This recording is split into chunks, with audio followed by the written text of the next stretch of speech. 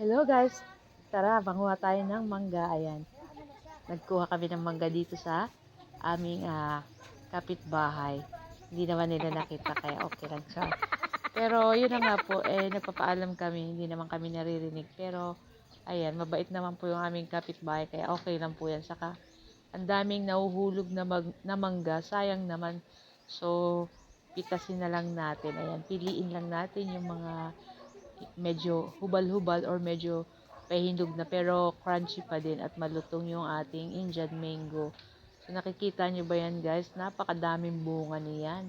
Talagang itong kasama ko si Aning kanina pa kami napapakain ng mangga dahil ayan na nga sabi niya dito sa likod ng bahay ang daming bunga ng mangga kaya umakyat kami dito at nako pagkadami-dami talaga guys.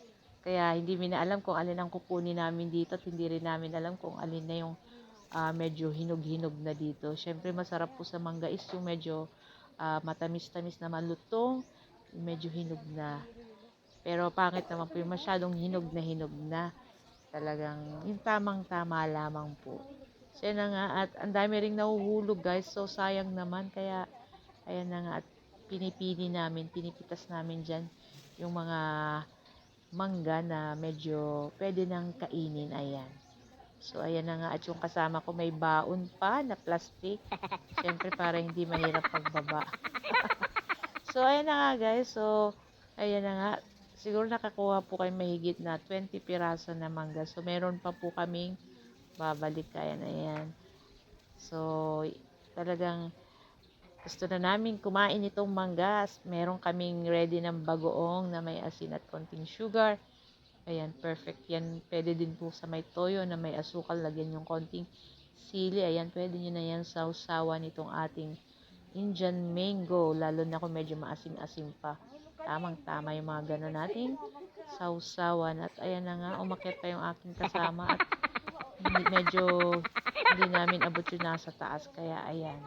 Ako yung parang natatakot dito at baka mahulog. Pero okay lang yan at nakahawak naman si Aning.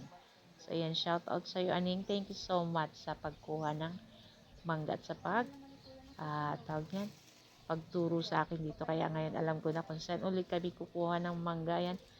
So, susunod dadalhin na namin yung bagoong at yung asin dito para dito na lang kami kakain sa taas para mas okay, di ba?